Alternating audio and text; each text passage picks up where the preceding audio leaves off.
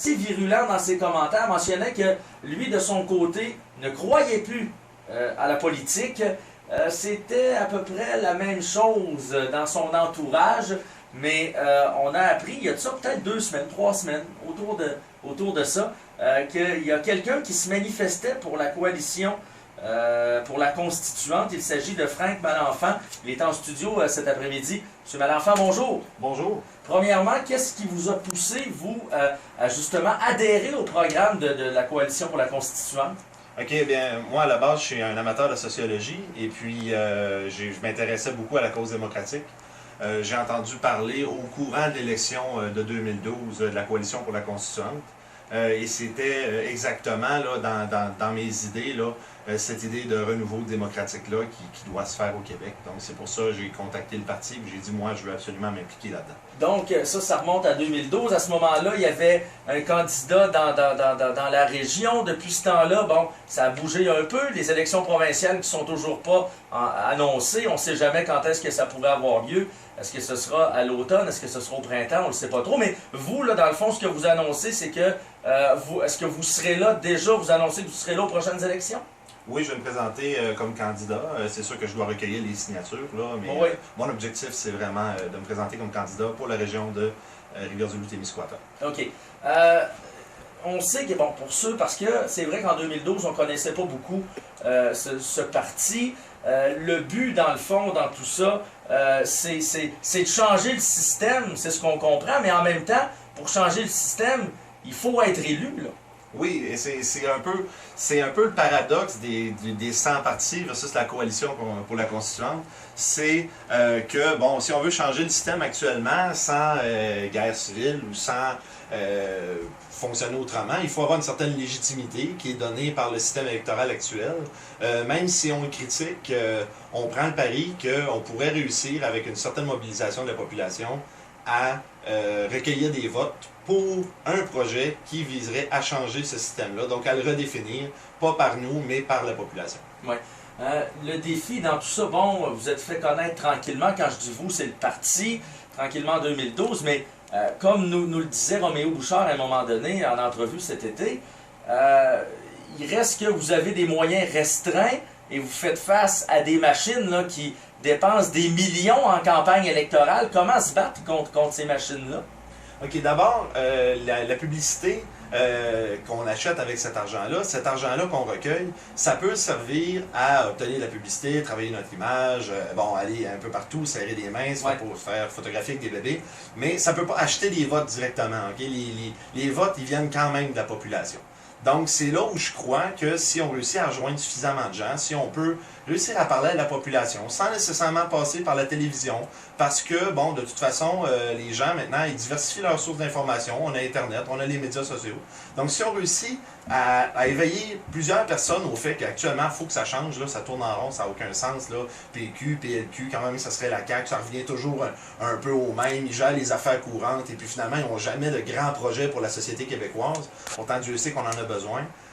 Donc, à ce moment-là, l'important, c'est de réussir à réunir un maximum de gens qui vont amener leur vote à un projet comme la Coalition pour la Constituante. Et même si au départ, on ne gagne pas toujours des sièges et qu'on ne devient pas la balance du pouvoir ou même un parti majoritaire, on peut toujours réussir à aller gruger suffisamment de votes au parti au pouvoir actuellement pour qu'il soit obligé de s'intéresser à notre programme, d'essayer de nous voler une coupe d'idées, puis peut-être d'avancer dans notre sens sans le vouloir, juste pour réussir à conserver des votes. C'est un peu l'effet qu'on a vu avec Québec solidaire à la dernière élection, que ça a tiré un petit peu tous les programmes vers la gauche. Parce que, bon, ils ne voulaient pas se faire voler leur vote. On sait que le PQ serait probablement majoritaire s'il n'y avait pas eu Québec solidaire. Là, il appelle à ce moment-là au vote stratégique, de ne pas diviser le vote. Mais ça, en fait, c'est leur meilleur argument pour garder le pouvoir à eux autres et empêcher d'autres options de se manifester. Est-ce que le timing est bon? Parce qu'il y a eu la commission Charbonneau, je dis il y a eu, mais on est encore dedans. La commission Charbonneau, le PQ qui a été élu, je pense que tout le monde s'est rendu compte d'une chose, c'est que le Parti libéral ou Parti québécois, c'est juste quelques idées qui changent, mais mettons que dans l'ensemble, c'est pas mal la même façon de fonctionner. il y a François Legault qui se taille un peu avec la CAQ. Est-ce que le timing est bon justement parce que on sent depuis 1 an, 2 ans, il y a eu le printemps érable également, la grogne se fait sentir. Est-ce que vous pensez que les citoyens sont prêts à entendre parler de nouvelles solutions qui est la vôtre? Actuellement, ce que je remarque là, dans mon entourage, des gens à qui je parle qui sont intéressés à la politique, c'est qu'il y en a beaucoup qui disent carrément « allez plus voter ». Moi, je vais plus voter, ça vaut rien. Ouais. Donc, à ce moment-là, ce que ça veut dire, c'est très grave le constat qu'on tire de ça. Ça veut dire qu'il y a des gens qui sont plus ou moins, qui sont conscients ou conscients dans leur subconscient, du moins, qu'ils se sont fait voler leur démocratie. Et que donc, eux, ils abdiquent. Ils disent, bon, on se les fait voler, on a perdu la game, puis on va laisser les politiciens gérer le Québec pour eux autres, puis pour leurs petits amis, puis on n'ira plus voter. Moi, personnellement, je ne suis pas encore rendu à ce niveau de cynisme-là. J'ai encore besoin que ça change, j'ai encore besoin de croire que ça peut changer. Et puis, donc, à ce moment-là, ce que je fais, c'est que j'appelle les électeurs de la région ici, Rivière-du-Loup-Témiscouata, et les électeurs à la grandeur du Québec, à faire sentir leur voix, de pas voter blanc, de pas rester chez eux, parce que finalement, la seule petite chance qui nous reste de changer les choses de la façon légitime et démocratique qu'on a actuellement, c'est d'aller voter et de faire sentir leur voix et de dire on n'en veut plus des vieux partis, justement, qu'ils récupèrent chacun l'agenda du parti d'avant, qui sont financés par les mêmes personnes et qui, au final, plus ils s'approchent du pouvoir, plus ils deviennent pareils. En terminant, de ce que vous voyez présentement ou connaissez du parti, est-ce que dans des prochaines élections provinciales, que ce soit à l'automne ou au printemps 2014, est-ce que la coalition pour la constituante pourra présenter bon nombre de candidats de ce que vous voyez présentement?